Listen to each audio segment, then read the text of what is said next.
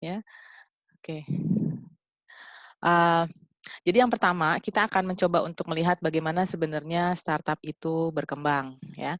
Eee, Bagaimana sih sebenarnya kapan sih yang disebut startup itu, dimulai gitu ya, perjalanannya seperti apa yang harus disiapkan untuk, menjadi sebuah startup-per gitu ya, apa bedanya dengan, entrepreneur yang sudah ada misalnya, kemudian kita juga akan mencoba untuk melihat ada beberapa sumber untuk pendanaan, baik dari, segala bentuk yang mungkin Bapak Ibu bisa lihat di luar sana gitu ya, tapi kita akan kembali kepada esensinya yaitu di mana aset itu, dibiayai oleh hutang dan equity.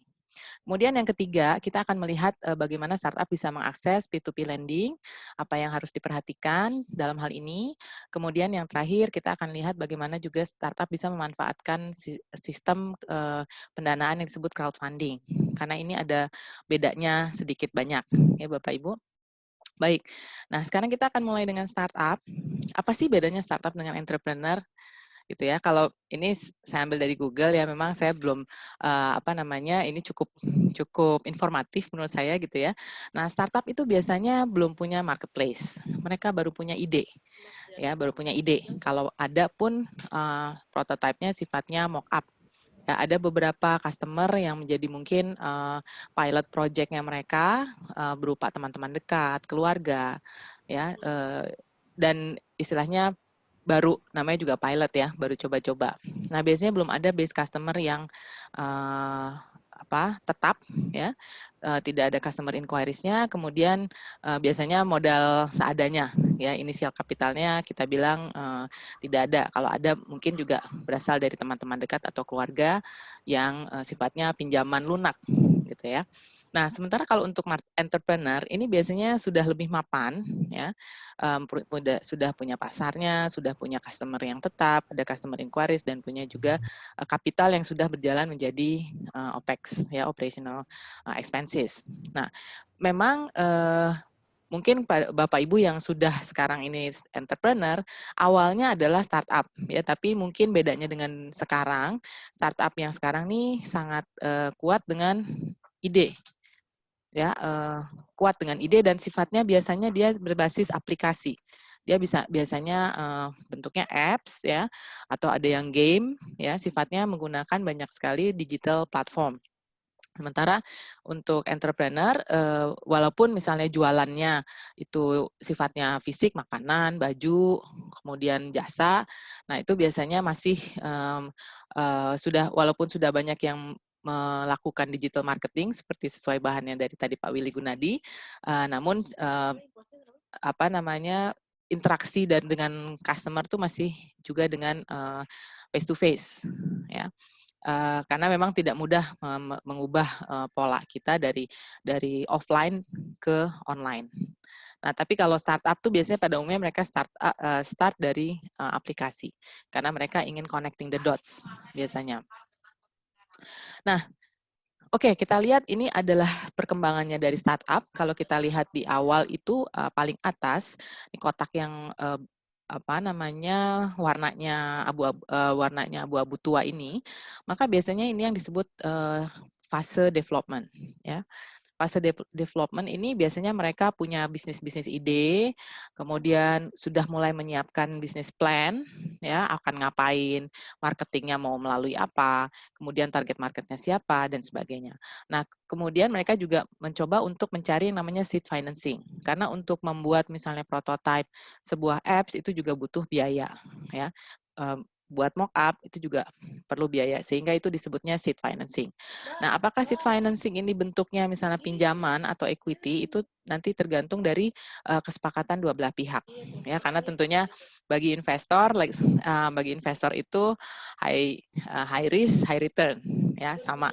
Nah, sementara bagi si startup yang punya ditaruh ke bagian tempat menaruh duit, nah itu harus juga, mempertimbangkan bagaimana dia bisa payback, ya, untuk seperti itu. Nah, kemudian tahap yang kedua, itu yang disebut startup stage. Nah, startup stage ini di mana kita, startup itu sudah harus mempunyai, struktur organisasi, apakah dia misalnya sudah punya struktur organisasi yang, sifatnya apakah cair, apa project base, ataukah dia bentuknya matriks. Dia harus sudah punya organisasi struktur organisasi dan orang-orang yang ada. Jadi jangan ada kotaknya doang tapi namanya nggak ada. Ya, nah itu juga harus sudah mulai punya si startup ini. Nah, kemudian dia juga harus memulai untuk membuat financial statement karena ini sudah dana yang ada harus bisa dipertanggungjawabkan melalui financial statement, balance sheet, income statement, statement of cash flow kepada si pemilik modal. Ya. Nah, dengan modal ini mereka mencari startup financing. Ya, jadi ada yang first round, two round gitu. Nah, itu mulai di startup financing. Biasanya mereka bisa melalui satu investor besar atau beberapa grup investor ya untuk startup financing.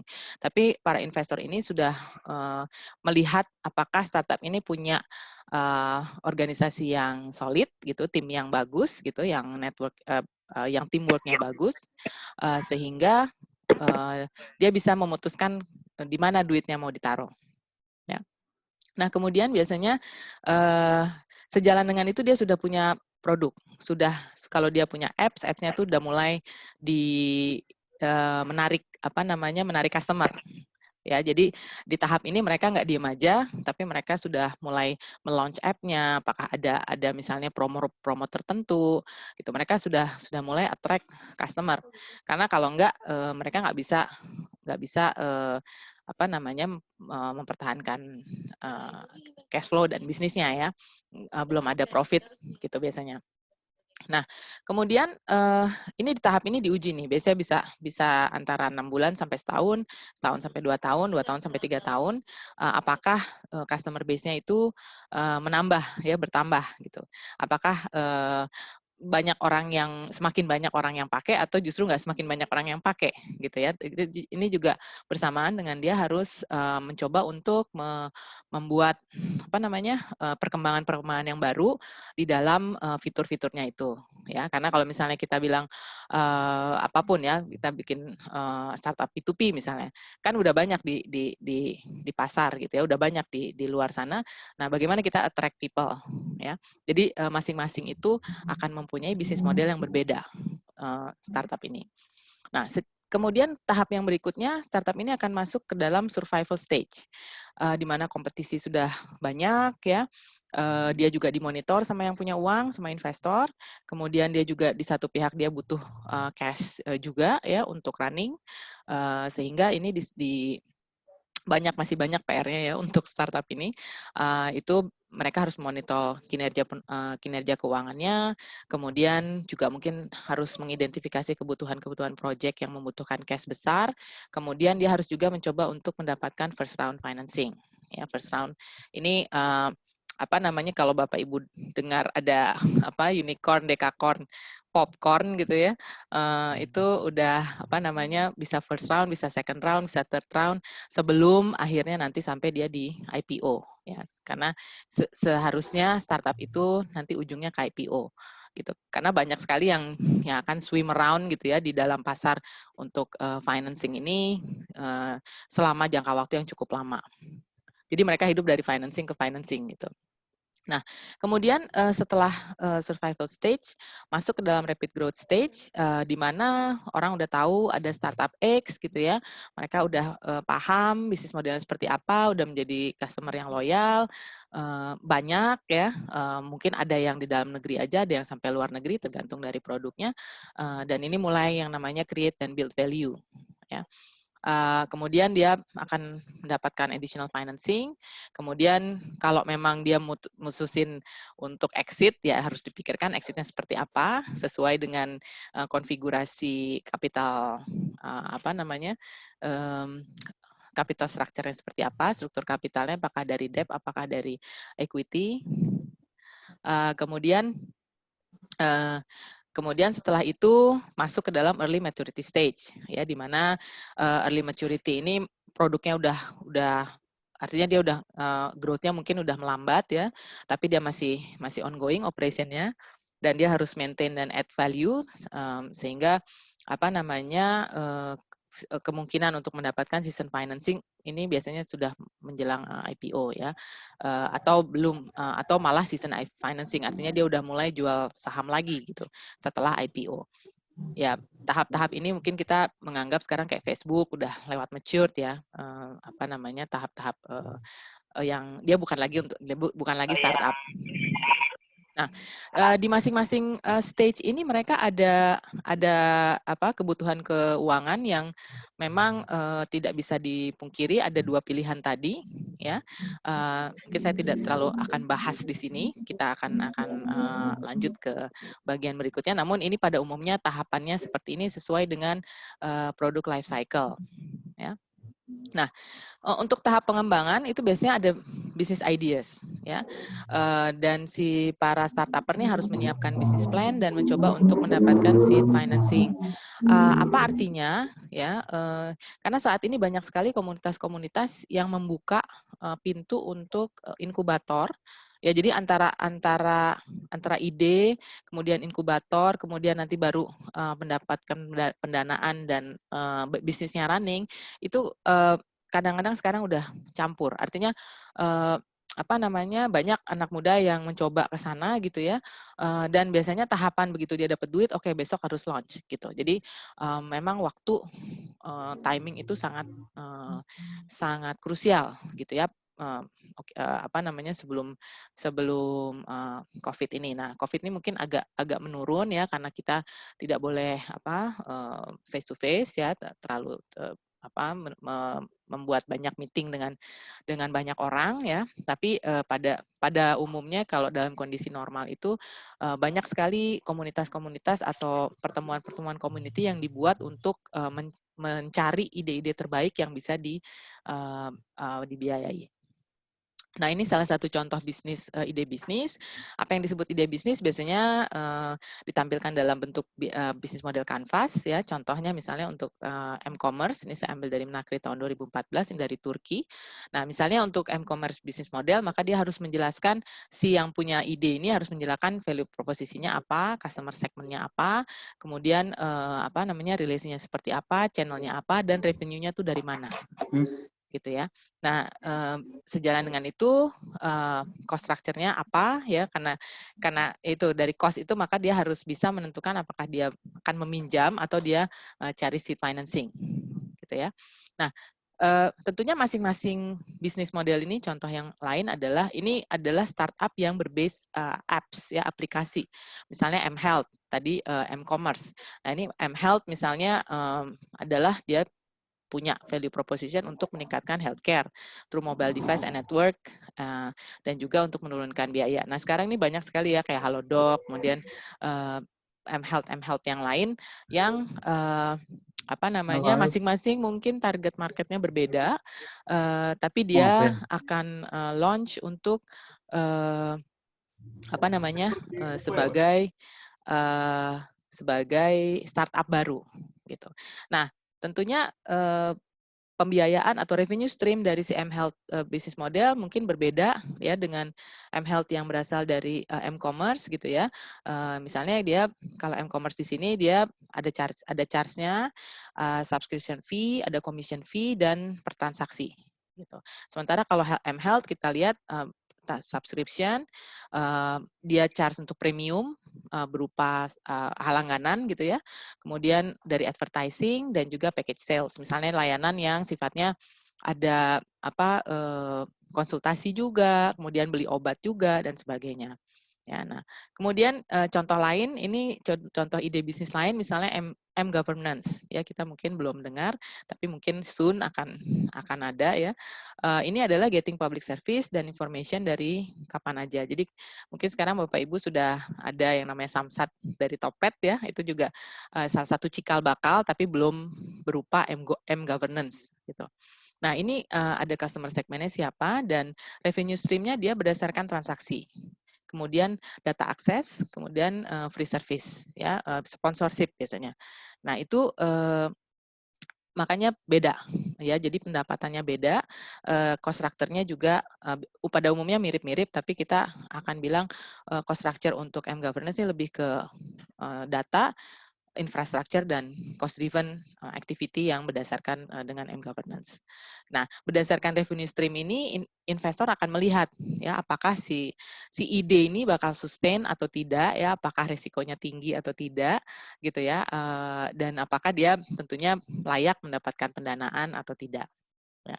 Nah, kemudian setelah itu si para startupper ini harus membuat sebuah business plan. Biasanya umumnya ada SWOT analysis, mission vision, marketing plan, product description, financial planning, operation seperti apa, timeline dan competitor analysisnya siapa.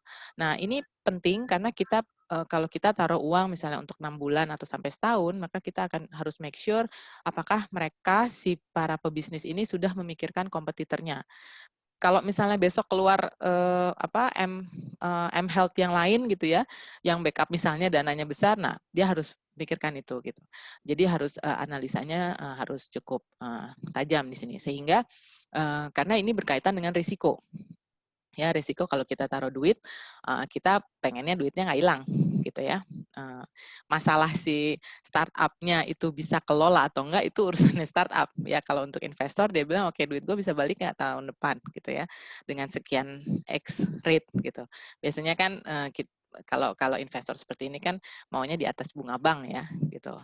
Kalau bisa juga di atas saham gitu kan, karena dia pengennya adalah growth yang multiplier-nya luar biasa gitu. Kalau misalnya multiplier-nya sedikit ya nggak menarik gitu ya, karena risikonya mendingan gue taruh di bank gitu untuk bagi investor. Nah, seed financing di sini. Tadi kita udah punya ide ya, kemudian bagaimana untuk menarik orang supaya menaruh duitnya gitu ya. Nah, seed financing ini bagi si startup bisa dari Ventura ya, if very strong ya bisnis modelnya. Kemudian bisa juga aset mereka ya, ada yang sampai jual motor, jual mobil ya, pada pengen bikin bisnis gitu ya. Bisa juga dari teman-teman dan keluarga gitu. Biasanya ini ya kalau si startup berurusan dengan venture financing, nah ini yang berasal dari community yang bisnis angel gitu ya. Biasanya dia ada kumpulannya juga. Biasanya mereka announce bisa juga lewat sosial media gitu ya. Tapi biasanya kalau orang udah niat itu biasanya akan cari tahu sih channel-channel yang perlu untuk mendapatkan Ventura financing. Nah, kemudian setelah bisnis, oke saya mau katakanlah bikin e-commerce gitu ya. Oke, saya harus tahu siapa supplier saya harus tahu siapa customer saya harus tahu gimana cara marketingnya, siapa kompetitor saya dan sebagainya. Oke, akhirnya adalah yang tertarik ya. Oke, saya taruh duit 50 juta misalnya. Terus jalan ya gitu. Mencoba untuk jalan. Oke, tentunya nggak cukup ya. Nah, dia harus si startup ini harus mencari 50 juta yang lain dari beberapa sumber sehingga dia bisa running ya. Jadi nah kalau misalnya dia belum dapat ya, misalnya dia bilang oke modal saya harusnya sebenarnya 1 M gitu ya. Ya berarti dia harus cari tuh 50 juta yang lain gitu supaya dia cukup 1 M supaya running. Nah, sementara kalau dia belum sampai running ya tadi ada keluarga gitu ya. Jadi kalau misalnya Bapak Ibu join dong gitu ya misalnya ya, dipikir-pikir tetap ya, karena itu berupa investasi dan uang sebanyak itu bukan jumlah yang kecil gitu ya. Nah, itu harus juga pintar-pintar. Nah, oke, katakanlah dana ada mulai pada saat tahap startup ya. Nah, kemudian sambil jalan dia harus punya organisasi ya. Jadi nggak mungkin kerja sendiri, dia harus tim. Dia harus cari teman-teman yang juga punya visi yang sama supaya organisasinya itu bisa running dengan cepat ya, karena semua orang startup itu nggak ada aduh besok aja deh gitu ya, nggak ada gitu, bisa hilang gitu opportunity-nya gitu ya. Nah, pada saat yang bersamaan dia juga harus menyiapkan financial statement berupa balance sheet karena udah mulai running, dia udah mulai mulai launch gitu ya, ngajak teman-temannya jadi member gitu misalnya, tergantung dia polanya seperti apa, butuh subscriber, dia butuh misalnya minimal katakanlah 100 orang, dia harus cari 100 orang tuh dalam hitungan hari gitu ya dan sebagainya, sehingga pada saat dia udah mulai running, yang 1M ini udah nggak cukup gitu. Dia harus cari lagi sumber lain gitu. Dan di satu pihak kan dia harus kembaliin yang 1M ini ya kepada si pemodalnya gitu ya. Syukur-syukur kalau misalnya dari keluarga yaitu soft loan gitu ya, pinjaman lunak gitu. Kembaliinnya boleh nyicil gitu ya, dan juga nggak tergantung dari suku bunga gitu biasanya. Nah, inilah yang harus disiapkan untuk si startup untuk bisa mendapatkan financing yang berikutnya. Nah, menurut organisasi di Eropa tahun 2019 ini memang startup ini tidak terakses dari bank ya, karena mereka anak muda ya, kemudian belum punya aset gitu ya, belum punya apa namanya bisnis modelnya juga belum terbukti ya berhasil gitu, namanya juga baru ide ya. Nah, kemudian selain itu memang ada juga startup yang berupa micro enterprise yang punya problem struktural untuk bisa mengakses bank ya. Yang pertama mungkin karena mereka juga belum bisa menyiapkan financial statement yang sesuai gitu, sehingga bank susah ya untuk diakses, walaupun sekarang ada juga kredit mikro UMKM yang dari 25 juta mulainya. Ya, nah itu diharapkan bisa untuk membantu si micro enterprise ini supaya bisa bisa maju ya. Kalau kita ngomong sekarang ini lagi pandemi ini memang ada banyak sekali bantuan yang bisa yang disediakan ya, dan memang saat ini dunia bisnis juga sedang mengalami kesulitan bagaimana untuk payback ya tentunya. Nah, hal ketiga yang menyebabkan si startup ini tidak bisa mengakses sumber keuangan itu adalah intangible asetnya nggak cukup untuk obtain financing. Jadi kalau misalnya saya buka m-commerce Dewi, siapa yang tahu ya gitu kan. Jadi nah itu dia intangible aset saya belum cukup untuk bisa obtain financing. Ya, nah kemudian ya saya belum bisa bikin paten, belum bisa bikin copyright, gitu ya, belum ada brand equity-nya gitu kan, sehingga memang untuk startup-startup ini banyak sekali program-program yang dilakukan ya baik dari pemerintah maupun dari luar negeri untuk bisa membangun si ekosistem startup ini. Nah, kita lihat produk life cycle. Nah, pada umumnya semua produk baik dari baju ya, makanan gitu ya, dia akan mengalami yang namanya produk life cycle. Baik mobil, komputer, HP gitu ya, sebutin deh gitu ya. Nah, itu akan melalui yang disebut kita product life cycle grafik ya. Jadi awalnya pada saat product development salesnya belum ada gitu ya, kemudian diintroduce ke market gitu. Kalau misalnya marketnya accept, maka dia akan mengalami growth ya, satu titik di mana terus satu titik dia akan accelerate growth-nya ya, menjadi 2-3 kali lipat ya. Dari ini kita lihat langsung grafiknya langsung nanjak gitu ya. Ini grafik sales, dan kemudian sampai di satu titik itu dia mature dan kemudian pelan-pelan turun gitu ya, sejalan dengan waktu. Karena bisa aja ada produk lain, ada substitute untuk si produk ini sehingga salesnya dia turun. Ada yang lebih cepat, ada yang di sini, ada yang juga belum sampai sales dia udah turun ya, tergantung. Nanti makanya Bapak Ibu bisa mengamati gitu ya, bagaimana sih sebenarnya fluktuasi dari produk yang dijual. Nah, masalahnya dari sales ini tidak sejalan dengan profit ya. Kalau Bapak Ibu lihat ini garis yang merah, maka profit itu kita lihat justru pada saat introduction itu bisa habis-habisan duitnya sehingga profitnya negatif gitu ya. Begitu juga startup mungkin yang kita dengar sekarang adalah unicorn, dekakorn, dan popcorn tadi gitu ya. Nah, itu sebenarnya mereka walaupun sudah di dalam fase growth, dia masih profitnya masih belum cukup ya, sehingga dia membutuhkan dana tambahan untuk bisa keep running ya. Nah, secara umum akan dibagi menjadi fase introduction, growth, maturity, dan decline ya. Jadi tentunya kalau kita lihat titik tertinggi dari profit itu pada di antara growth dan maturity. If we're lucky enough, our product dipakai orang gitu ya. Kalau something happen, tentunya ini profit juga akan makin turun gitu, walaupun salesnya tinggi, karena di sini startup itu harus mulai bayar entah kalau dia ikuti dia dividen, kalau dia loan dia harus bayar cicilan gitu ya, sehingga akan menekan profit ya. Jadi kalau misalnya earning before interest, nah itu profit itu kan after interest dan tax ya, profit itu kan net income, sehingga pada saat itu profit itu sudah merupakan sisa ya untuk bayar hutang dan pajak biasanya.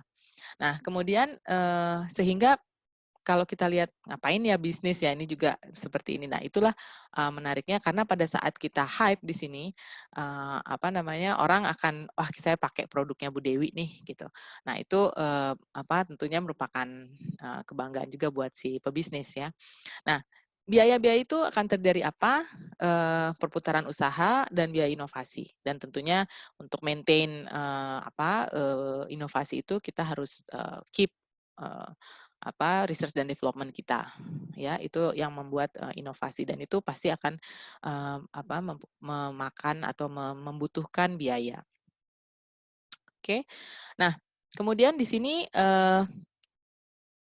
sambil jalan itu si startup akan butuh dana eksternal ya, pada setiap titik pada intinya butuh dana eksternal ya, karena itu karena dia juga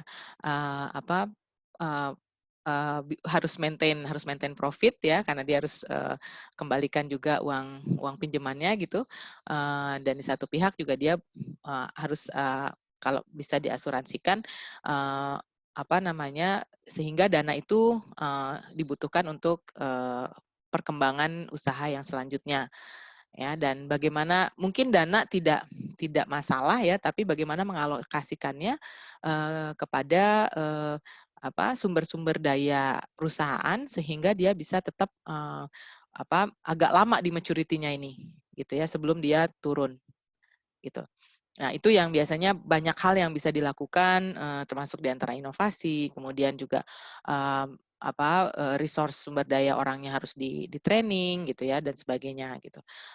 Sementara itu dia juga harus maintain produknya ya, dia maintain customer, dia maintain supplier, belum lagi kalau ada hal-hal di luar itu gitu ya, kita udah kita nggak salah ya doing right, tapi tiba-tiba ada force major yang bisa mengganggu kelangsungan bisnis ya. Disitulah ada agile, ada resilience gitu ya, gimana caranya supaya keep si sales ini bagus ya. Banyak cerita-cerita yang juga di-share, contoh misalnya seperti PT Sritex ya. Sritex itu adalah PT tekstil yang cukup besar, dia besarnya cukup bagus sampai tingkat ASEAN ya, dan dia terpaksa harus switch karena drop setelah COVID ini, nggak ada orang yang order. Dia switch ke masker, APD dan sebagainya, hingga bisa menjual 65 juta pieces selama 3 bulan setelah pandemi itu, dan sales-nya itu percaya atau enggak lebih baik dibanding pada saat dia jual tekstil yang biasa. Ya, banyaklah cerita-cerita juga yang inspiratif seperti itu. Intinya gimana visi dari si owner supaya bisnisnya tidak hanya jalan tapi juga tetap untuk keep pegawainya tidak ada layoff ya. Salah satu visi dari pemiliknya Sritek itu, kita nggak boleh ada karyawan. 30 berapa puluh ribu karyawannya, oke, tetap mereka kerja. Akhirnya mereka switch ya, dan berhasil untuk lewat dari krisis ya. Oke. Nah, kemudian untuk startup tahap berikutnya, startup financing itu umumnya entrepreneur sudah punya aset gitu ya, tetap dari teman gitu, walaupun dikembalikan juga ya. Ada business angel dan juga venture capitalist. Nah, venture capitalist juga di Indonesia mulai marak ya, mulai banyak. Ada yang berafiliasi dengan bank, ada juga yang enggak. Nah, itu mereka yang mencari-cari kira-kira bisnis apa yang bisa membuat mereka juga duitnya growth dan juga bisnisnya growth ya. Nah, kemudian pada umumnya setelah kita udah punya startup, ada beberapa sumber pendanaan yang bisa dipakai. Contoh misalnya bootstrapping, kalau misalnya kita sudah punya lini produk, kita bisa menggunakan lines of credit, bisa menggunakan angel investor, venture capital, crowdfunding, ada accelerators, dan juga local economic development organization. Nah, ini biasanya berasal dari pemerintah daerah yang ingin membangun wirausaha untuk masyarakatnya, terutama yang lulusan lulusan SMK ataupun lulusan perguruan tinggi yang ingin membuat bisnis, ya. Jadi sebenarnya kalau sumber keuangan itu sendiri tidak tidak tidak sedikit ya, selalu ada aja gitu ya. Tapi memang kalau saya lihat masalahnya bukan sumber sumber dananya, tapi bagaimana mengalokasikannya, gitu. Karena ini kalau kita lihat banyak sekali, sumber-sumber yang bisa kita cari gitu ya, tergantung dari kreativitas juga untuk dari owner-nya.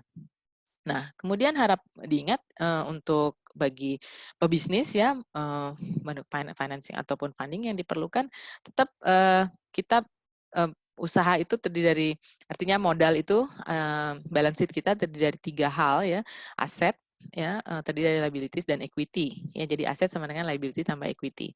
Nah, asetnya yang kita punya, ini adalah yang bukan kita punya, sebelah kanan. Sehingga apa, ini adalah modal yang bisa kita cari ya, sumber dana yang bisa kita cari berasal dari loan atau equity.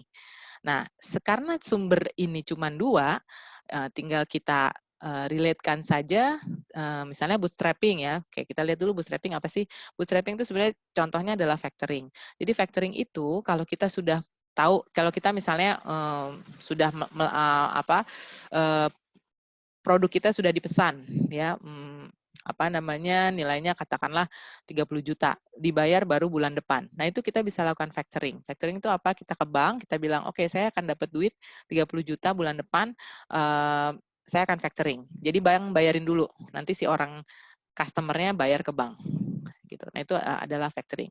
Jaminannya apa? Jaminannya adalah si AR, invoice kita, jaminannya. Ya, jadi kalau factoring itu lebih berupa invoice bukan purchase order ya, karena purchase order bisa gerak, tapi kalau invoice itu artinya kita sudah mengeluarkan invoice kepada customer. Nah, contoh lain adalah factoring, intinya adalah menjaminkan account receivable ya, baik dan bukan inventory sih, kalau dia sudah work in progress harusnya. Jadi sudah berupa PO, biasanya bank tuh tidak mau terima, dia mau terimanya invoice karena lebih lebih jaminannya itu lebih pasti ya dibandingkan PO gitu. Nah, kemudian kembali lagi ke sini, liability selain loan dari bank, oke, kalau business angel biasanya dia ke equity. Ya, artinya apa? Dia akan minta, sekian persen, plus, interest-nya berapa ya. Tapi kalau untuk term, pembayarannya itu biasanya kesepakatan dua belah pihak. Ya. Kemudian, ini private debt ya, termasuk tadi, intinya kalau pinjaman itu apakah private ataukah melalui bank, intinya dia pinjaman. Artinya kalau pinjaman itu ada installment, ada pembayaran secara berkala plus interest. Tapi kalau equity biasanya nanti gitu kan, setelah lihat growth-nya, biasanya market valuation-nya seperti apa. Ya. Nah, kemudian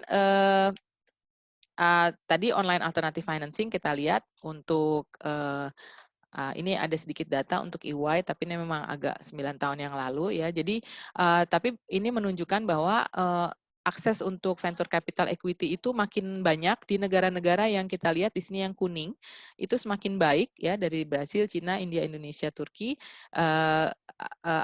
dari 11 tahun terakhir itu semakin improve. Artinya apa?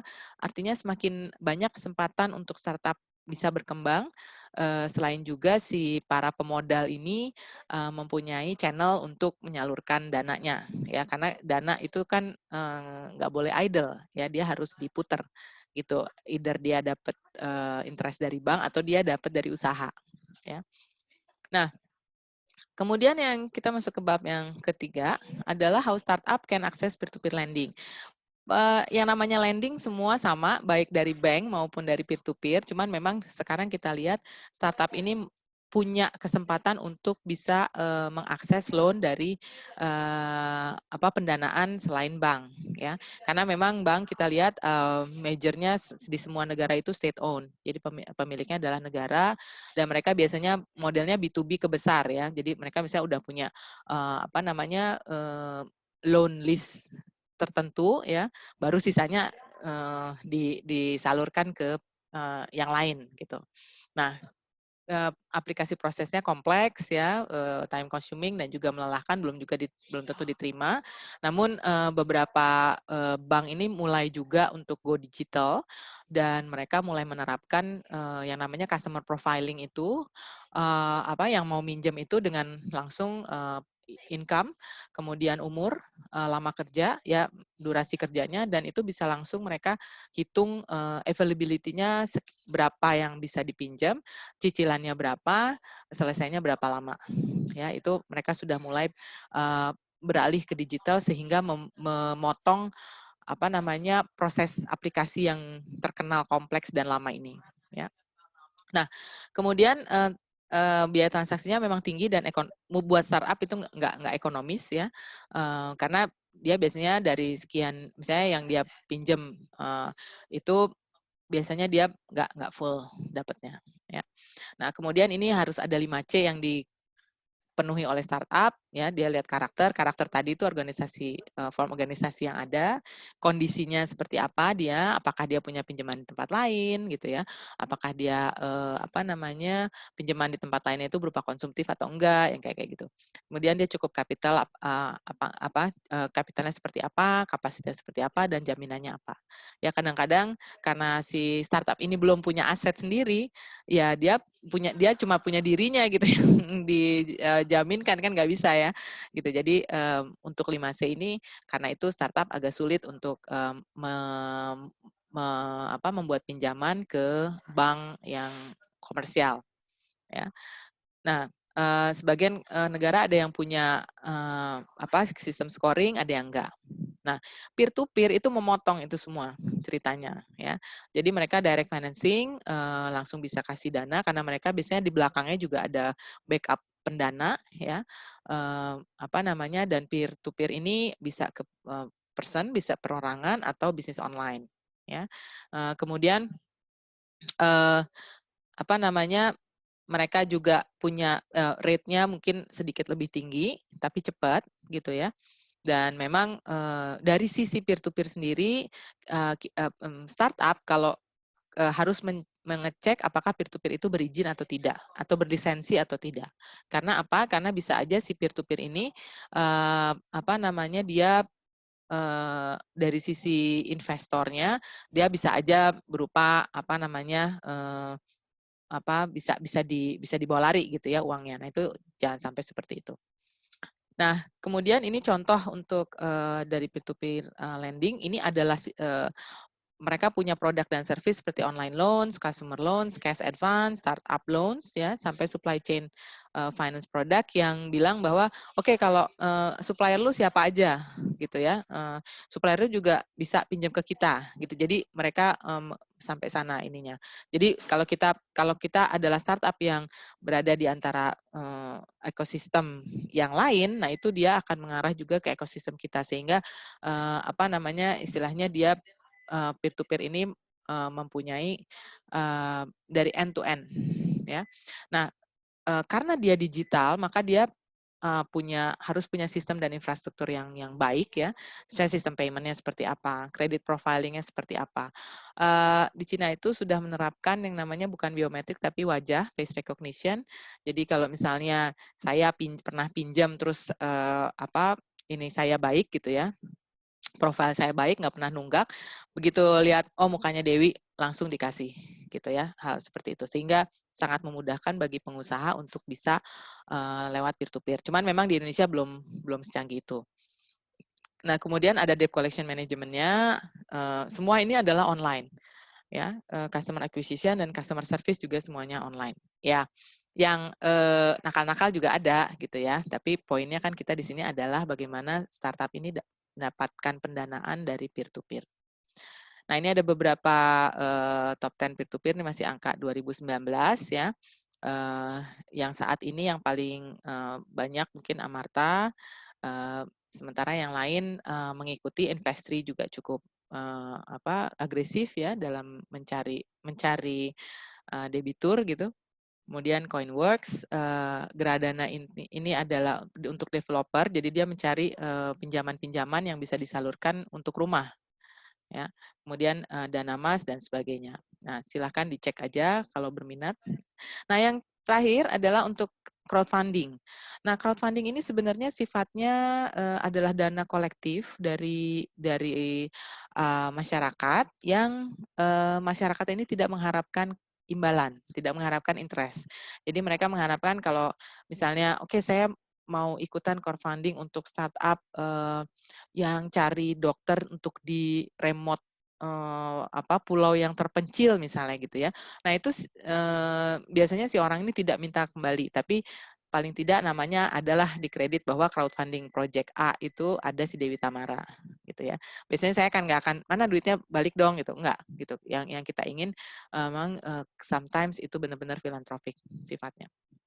Nah, kemudian jadi form return-nya adalah seperti kredit gitu ya, kredit di koran misalnya gitu atau di media online gitu misalnya bahwa proyek ini dibiayai oleh ada 100 orang termasuk misalnya si Dewi Tamara. Nah, itu banyak. Nah, dana ini juga bisa diakses oleh si startup walaupun dia bisnis. Cuman memang penggunaan dana yang berasal dari crowdfunding itu diharapkan yang sifatnya mungkin lebih ke sosial ya atau lebih ke pemberdayaan yang istilahnya dana itu untuk CSR. Jadi kalau misalnya si startup ini mau melakukan misalnya sosial project gitu ya, nah itu bisa menggunakan bisa menggunakan dana dari crowdfunding. Karena crowdfunding ini tidak mengharapkan kembalian gitu. Ya misalnya kayak kita bisa gitu ya, kita bantu orang-orang yang memerlukan tindakan medis yang cepat dan segera itu. Nah itu apa namanya bisa artinya dananya untuk itu. Tidak sebaiknya tidak digunakan untuk bisnis, artinya dia mau membuka usahanya misalnya untuk ekspansi gitu ya. Sebaiknya jangan dari crowdfunding karena memang crowdfunding ini lebih ke social movement ya, social platform gitu. Jadi untuk hal-hal yang ya misalnya kayak kita pengen bikin paus di Lamalera kan pausnya nggak bisa ngebalikin duit kan gitu loh. Misalnya penyelamatan misalnya badak misalnya ya, kan badaknya nggak bisa balikin duitnya gitu. Jadi nah hal seperti itu kalau si startup berminat ikut campaign yang seperti itu mungkin dananya bisa dari crowdfunding. Gitu. Jadi tidak mengharapkan return ya. Nah, ini adalah contoh Kickstarter misalnya yang saya tahu ya, mungkin ada juga yang lain. Nah, tapi di dalam crowdfunding ini juga ada yang equity ya, tergantung dari si platform yang disediakan, yang menawarkan. Jadi equity crowdfunding ini kita bisa beli ya, kita bisa kasih dana, dalam hal ini kita yang ngasih dana, nah sementara si startup bisa mengakses dana tersebut tentunya dengan ada perhitungannya. Sorry. Nah ini reward base sifatnya donasi ya, sifatnya berupa sumbangan gitu ya, sehingga kita bangga kita ikut berpartisipasi dalam proyek tertentu. Oke, ini ada beberapa website dari crowdfunding, ya nanti bisa dicek. Sorry. Ya. Nah, tips untuk crowdfunding, untuk startup yang ingin mendapatkan dana, karena ini crowdfunding hanya platformnya aja. Jadi tetap aja story-nya itu atau tujuan campaign-nya itu harus menyentuh si yang ngasih duit gitu ya. Nah, kemudian harus ada storytelling yang baik ya. Terus tujuannya apa gitu ya, yaitu kalau misalnya untuk oke kita mau ngembangin ganti fitur gitu misalnya, ya jangan di crowdfunding gitu ya, itu tetap di saluran-saluran yang sifatnya ada return-nya gitu ya. Karena ini memang sifatnya untuk menggugah orang untuk melakukan sesuatu, misalnya oke kita menyelamatkan wastra kain yang sudah punah misalnya, itu bisa pakai crowdfunding ya. Karena setelah itu kan begitu udah masuk komersil tentunya nggak diperlukan lagi dana untuk crowdfunding ini. Nah, ini ada teamwork, kemudian juga gunakan mentor untuk bisa get the most of audience ya. Then use the network wisely ya. Jadi setelah dapat jaringannya, oke, gunain mereka, jangan lupa say hello, misalnya terima kasih gitu ya, maintain relationship gitu. Jadi jangan oke, gue udah dapet duitnya kabur gitu ya, jangan kayak gitu. Karena ini lebih sifatnya ke personal apa namanya engagement gitu. Nah, yang terakhir untuk startup ya secara keseluruhan buat bisnis plan yang solid tadi kalau dari Pak Willy konten. Nah, kalau dari saya startup ini bisnis plan yang solid. Jadi udah lebih berupa bisnis plan. Kemudian pinjam jika diperlukan. Artinya kalau memang biasanya pasti memerlukan, tapi kalau untuk misalnya hal-hal yang sifatnya tidak untuk produktif mungkin tidak perlu melakukan pinjaman ya. Bangun kerjasama kokoh dengan supplier karena supplier itu Anda tergantung ya pada supplier. Kemudian pahami rasio debt to income, tadi permainan antara debt dan equity. Kemudian lakukan pembayaran tepat waktu, selalu siapkan dana darurat, selalu membandingkan penawaran dana yang ada pada saat kita melakukan seed financing ataupun first round ataupun third round financing. Dan selalu gunakan kalkulator pinjaman. Jadi kita langsung tahu, oh kita entitled sekian tahun, sekian rupiah tiap bulan, sehingga kita juga harus relate ke dalam revenue kita, supaya profit kita itu masih bisa dapat profit setelah bayar pinjaman. Oke, baik. Ya, tantangannya ya banyak kompetitor, pastikan ide Anda disampaikan dengan baik. Kemudian kelola dana pinjaman dengan moto tarif, harus transparan, accountable, responsible, independent, dan fairness, dan bayar investor sesuai dengan janji. Oke, demikian dari saya. Terima kasih banyak. Silahkan kalau ada pertanyaan, saya kembalikan ke Bu Ayu. Oke, baik. Terima kasih Bu untuk sharing materinya. Apakah ada yang ingin bertanya, Bapak Ibu? Dari chatroom saya sih belum ada yang bertanya ya, Bu. Di chatroomnya Bu Dewi, apakah ada yang privately tanya ke Ibu? Belum, Bu. Oh, belum ya? Iya. Oke. Apakah ada yang bertanya? Oh, Bu Dina? Iya, silahkan Bu. Di-unmute dulu ya. Karena belum terdengar suaranya. Iya, silakan Bu. Ya, halo, selamat pagi. Pagi, Bu. Nah, kedengeran ya? Ya. Ya, tadi Pagi, Bu Dina. masalah pinjaman dan lain-lain Oh, ya. saya udah. Oke. Kira-kira Ibu punya link ke lembaga mana yang memudahkan untuk pinjaman? Kebetulan saya sih tadi background-nya di masalah KPR, terutama KPR macet, yaitu kita sebutnya properti NPL ya. Nah, tapi properti NPL kami memang terus terang sedang stagnan. Bank tidak mengeluarkan KPR baru ya. Jadi rumah-rumah yang sudah kami beli tahun lalu yang akan kami jual sudah ada pembeli dan pembeli nggak bisa gunakan fasilitas KPR, jadi stagnan sejak Maret sampai dengan bulan ini. Insya Allah tahun depan bank sudah mulai fleksibel karena bank hanya tujukan kepada KPR PNS. Ya, oke, itu masalah saya. Jadi sekarang saya pun mendekati para UKM yang dulu saya tidak pernah tahu. Ya, sekarang saya mendekati ke komunitas UKM. Kebetulan saya juga masuk 3 kelompok, 5 grup UKM. Akhirnya kendala mereka di lapangan itu adalah tidak mudah memperoleh yang katanya programnya pemerintah. Mungkin udah yang dapat diam-diam aja, yang belum dapat kasakusuk. Sementara mereka minta bantuan saya, mereka punya aset rumah, bantuan ke saya bilang ini tidak semudah dulu. Kalau dulu saya bisa dapetin PRK kepada Anda, tapi sekarang lebih ketat. Nah, sekarang Ibu Dewi Tamara punya agak lingkara itu, karena saya sih hanya terketuk hati pada teman-teman UKM nih, masanya 20 juta aja harus gini kan sertifikat ke saya bilang saya sendiri juga maaf juga tidak ada dana, gitu kan. Nah, mereka bahkan berani mengasih saya 5%. Ya kan, saya bilang ngapain untuk Anda? Saya pun juga punya usaha yang butuh dana juga, ya kan. Nah, di sini ibaratnya link apa sih yang mudah? Dulu saya pernah ikutin UKM dari Pertamina, tidak mudah, ya kan. Yang Ibu Talina itu tidak mudah. Terus saya UKM apalagi? Saya sih suruh anak buah aja yang melakukan itu, karena saya orangnya gaptek. Ternyata mereka semua gagal. Gitu loh. Nah, Bu Dewi bisa bantu kami kah? Karena teman-teman UKM ini juga banyak yang teriak di belakang saya. Mereka minta bantuan saya dan saya juga nggak ngerti. Ya. Oke, terima kasih Bu Dewi. Oke, terima kasih pertanyaan Bu Nina.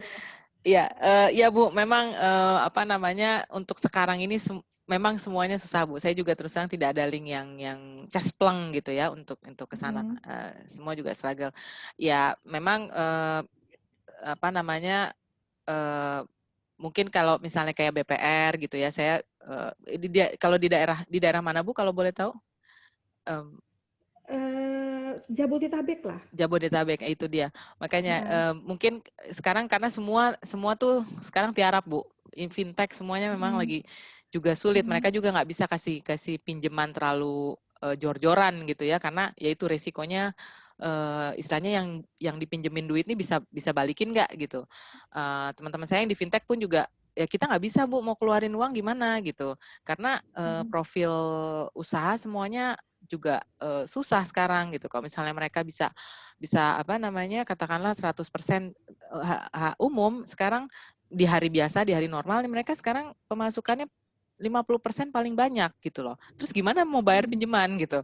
Jadi fintech juga lagi susah gitu sekarang. Jadi mungkin ya memang bertahan ya, cuman ya itu dia mungkin sedikit-sedikit nanti bisa dibuka sih. Tapi ya itu BPR mungkin bisa dicoba Bu, dan fintech yang baru ya, tapi memang agak ngeri, tapi ya besar Bu bunganya Bu.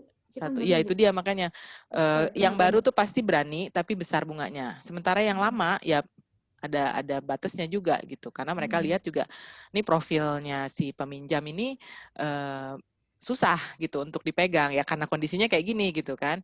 Gitu memang semua lagi susah sih Bu. Ya tapi memang apa namanya istilahnya ya kita harus terus berusaha gitu ya Bu ya. Gitu. Tapi ya kalau untuk channel ya itu paling kalau saya bisa saranin mungkin ke BPR yang apa namanya dan fintech yang baru gitu, dengan catatan ya itu bunganya tinggi. Gitu sih. Tapi sih saya mendapat informasi dari partner, ya dia dapat meeting dari bank swasta di Jakarta, akan memberikan khusus kepada komunitas saya KP Revolution khusus, ya kan? Dan karena mereka percaya kita bisa manage uang itu dengan baik, karena kami punya teori manajemen utang positif. Itu yang tahu komunitas kami saja. Saya garansi. Komunitas saya komunitas yang amanah dan fair, dan kita menggunakan uang itu untuk yang produksi. Dan kita juga tahu manage utang positifnya, itu tahu. Rahasia bank untuk manajemen positif kita tahu. Jadi nggak usah khawatir gitu loh. Nah, tapi lagi kita coba nanti ini, kemudian partner saya sedang ada penjualan villa di Bali, dan kondisi kayak gini kita bisa menjual villa. Dan harganya sangat brilian, ya kan? Semoga ini kalau dia udah kembali ke Jakarta dan bisa urus semua, dan semoga ini akan terrealisasi ya. Jadi untuk teman-teman yang butuh ini nanti bisa kontak saya kalau dari komunitas saya sudah ada yang goal. Karena saya kemarin ngarepin dari UKM, dari Pertamina, dari apa, wah kasihan, susah gitu loh. Ya, jadi saya sih nggak muluk-muluk, saya hanya nobos aja. Ya, jadi nama baik saya di komunitas KP Revolution bisa cek, bisa klik, itu jaminannya. Ya, karena sebenarnya kami punya bisnis kami bagus di perumahannya KPR Macet itu ya. Tapi kondisi gini kami juga nggak bisa bergerak. Kami juga punya 2 koperasi. Koperasi kami juga nggak bisa bergerak terus terang. Ya itu dia. Dananya ya orang kan dari usaha gitu ya Bu ya, usahanya macet ya susah dia untuk balik duitnya balik. Karena komunikasi gitu. Kami juga baru, modalnya juga belum ada. Pas kami launching di Februari, Maret kena. Waduh, sebulan aja, beda sebulan kita langsung tek ya. Tapi kok yang satu lagi juga setahun juga sama gitu loh ya. Nah, jadi memang keadaan ini ya kita harus ini, semoga Pak Jokowi dengan hari ini memperoleh kepercayaan dari World Bank dan macam-macam, itu kami berharap bisa jalan supaya bisa suntik modal. Suntik modal, karena kami bisa jalan lagi. Kami benci sekali dengan para demo itu. Tidak menyelesaikan masalah, tapi menyusahkan masalah. Bu, nambah masalah baru. Saya benci banget. COVID belum selesai, ini sudah terjadi. Ini belakang ini ada faktor elit politik yang tidak bisa membuat kita jadi jaya. Jadi teman-teman jangan kena provokator, itu aja. Kita ini berjuang kok. Betul Bu. Ya, saya pun berjuang untuk komunitas saya. Ya, kita mulai dari komunitas kecil dulu deh. Agar apa? Kita mikirkan perut kita dulu. Dari perut kita Betul, Bu. nanti tetangga kita terbantu. Ya, Tetangga kita bagus sekali, Bu. nanti kelompok kecil, kelompok besar-besar. Jangan yang dari hal ini ada kelompok yang menghancurkan. Sedih Iya, niatnya. iya. Ya. Setuju. Ya maaf ya jadi bicara kayak gitu. Jadi curhat. Nggak apa-apa, Bu. Itu concern kita Maaf semua ya. ya, Bu. Oke. Jadi kalau Iya. teman-teman kalau ada link perbankan, yuk kita saling sharing di kelompok positif. Ini sangat BINUS ini sangat positif. Ya. Yuk kita Di- saling rangkul, saling Betul. Ini merangkul lah. ada beberapa yang di chatroom ini dari Pak Iwan. Oke, Saya di silakan Bank yang lain. BUMN tapi bukan bagian kredit. Ini ada yang minta info-info. kontaknya Bu Dina nih, Iya. dari Bu Mei. Silahkan langsung dengan Bu Nina ya, Bu. Mungkin bisa saling membantu.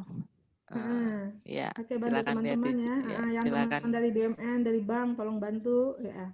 Silakan cek di chat. Bu Dewi Tamara. Ya, waktunya 5 menit lagi, Bu. Terima kasih Bu Dewi. Terima kasih Bu Dina, senang bertemu dengan Ibu, Bu. Mari. Oke, Bu. Waktunya 5 menit lagi, Bu. Apakah ada yang ingin disampaikan, Bu? Enggak sih, kayak memang we are in the difficult situation ya teman-teman ya. Yes, benar. Tapi ya mudah-mudahan dengan adanya kita meeting bersama ini mungkin bisa saling menguatkan satu dengan yang lain.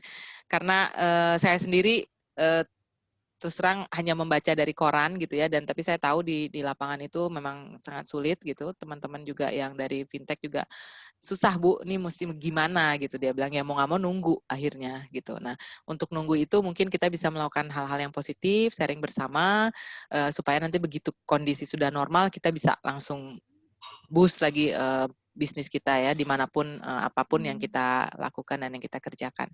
Oke, tetap semangat Bapak Ibu, jaga kesehatan ya. Karena begitu kita nanti normal, kita bisa aktivitas seperti biasa lagi, dan itu kita butuh badan yang sehat dan jiwa yang sehat juga tentunya. Oke, Bapak Ibu, terima kasih. Demikian Bu Ayu. Oke. Bu Ayu nggak foto bareng? Oh, boleh. Ibu kalau mau foto bareng. Mungkin peserta yang lain boleh untuk mengaktifkan kamera depannya. Nah, ini udah. Ya, oke. Terima kasih Bapak Ibu yang sudah menunggu sampai siang ini ya. Mudah-mudahan apa yang saya sampaikan berguna pada Bapak Ibu. Oke, ayo silakan di. Oke, 1, 2, 3. Cheers. Terima kasih teman-teman. Oke. Terima kasih. Oke Bu Ayu, terima kasih. Saya kembalikan ke Bu Ayu. Oke Bapak Ibu, tetap semangat. Izin pamit. Iya, sama-sama. Terima kasih Bu Dewi. Oke, Bapak Ibu, oh iya, Ibu Dewi kalau ingin live Zoom, recordnya mohon di off dulu ya. Oke, sebentar. Iya.